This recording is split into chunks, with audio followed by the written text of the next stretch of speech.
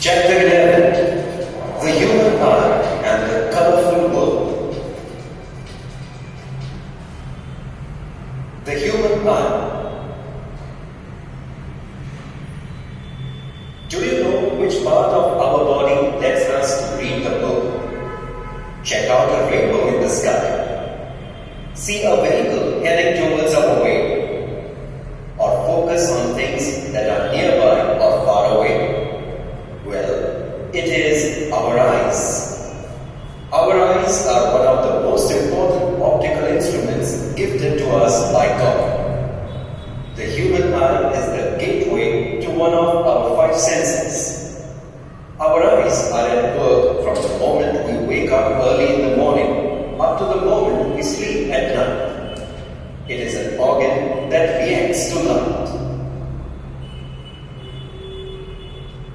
It is like a camera. It is the eye which makes it possible for us to have the knowledge of beautiful and colorful world around us. It is one of the most valuable and delicate sense organs. Let us study the structure and working of our eye. The eye is very nearly spherical in shape and is about 2.3 centimeters in diameter. There is a thin membrane on the eye called cornea. The cornea is a transparent spherical structure at the exposed surface of the eyeball. It is the portion which is bulging outwards. Light enters the eye through the cornea. The region behind the cornea is filled with a watery fluid called the aqueous humor. Cornea and the aqueous humor together refract most of the light entering the eye. Behind the cornea there is a dark muscular diaphragm called iris. It is the colored part of the eye. You might have seen different people having different colored eyes. It is due to the color of the iris which is different for different people. There is a small opening of variable diameter at the center of the iris called the pupil. It is the pupil controlled by the iris that regulates the quantity of light entering the eye. When the light is very bright, the muscles of the iris stretch over the pupil to reduce its size. When the light is dim, the muscles of the iris relax to increase the size of the pupil. The iris controls the size of the pupil and hence regulates the quantity of light entering the eye. This tendency of pupil to adjust the opening for light is known as adaptation. There is a crystalline, transparent and biconvex lens, that is, a lens having convex surface on both sides behind the pupil. The eye lens is composed of fibrous jelly-like material. The lens forms a real and inverted image of an object.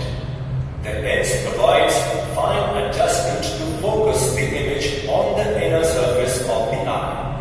This is called the retina. The retina is a delicate membrane. It consists of a large number of light-sensitive nerve cells connected to optic nerves. These cells produce electric signals when illuminated. There are two kinds of nerve cells on the retina called cones and rods. Cones are the cells that sense color and are sensitive to bright light. Rods are the cells which are sensitive to dim light.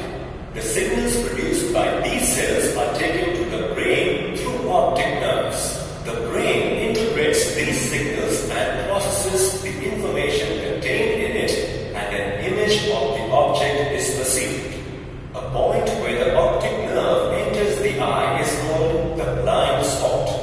Image formed at this point cannot be seen. Majority of the portion of the eye, that is, the region behind the lens and in front of the retina, is filled with liquid-like material called the vitreous humor. The power of accommodation. Let us see how our eye adjusts itself to see objects at different distances.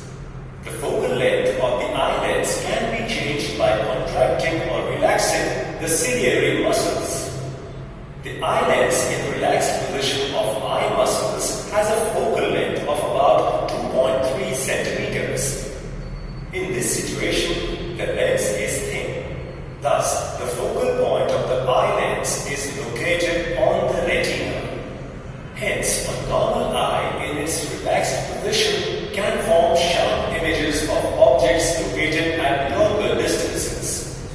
When we look at objects closer to the eye, the ciliary muscles contract. This increases the curvature of the lens and the lens becomes thicker. Consequently, the focal length of the eye lens decreases.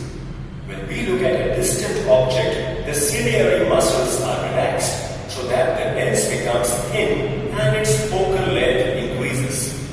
This enables us to see distant objects clearly. The ability of the eye lens to adjust its focal length is known as power of accommodation, and the process of focusing the eye on different objects placed at different distances is called accommodation. There is, however, a limit to the smallest value that can be attained by the focal length because the ciliary muscles cannot increase the curvature of the lens indefinitely. Thus, the focal length of the eye lens cannot be reduced below a certain value. For a normal eye, the minimum distance from the eye at which an object can be clearly and distinctly seen without any strain on the eye is about 25 centimeters. This distance is known as the distance of distinct vision. If an object is placed closer to the eye than its distance of distinct vision, it cannot be seen clearly.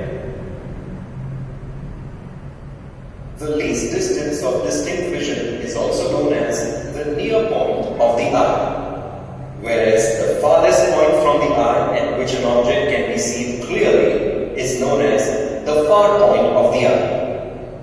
The far point of human eye is very large and is considered to be at infinity. We have seen that a normal eye can see nearby and distant objects due to its power of accommodation. But note that the rays of light coming from a nearby object diverge when they reach the eye. Hence, a convex eye lens of high converging power is needed to converge the light rays on the retina. On the other hand, the rays of light coming from a distant object or at infinity are parallel to one another when they reach the eye. Hence, a convex eye lens of low converging power is needed to converge them on the retina.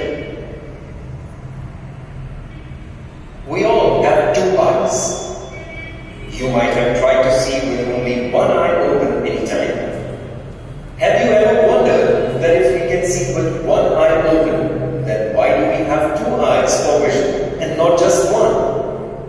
Well, there are many advantages of having two eyes. Firstly, it provides a wider field of view, and secondly, it gives accurate judgment of distance. A single human eye has a horizontal field of view of approximately 150 degrees and of about 180 degrees with two eyes. Thus, having two eyes gives us wider field of view. Also, having two eyes enhances the ability to detect faint objects. You might have seen that there are some animals, usually the prey animals, that have eyes on the opposite sides of their head. Can you tell the reason for this?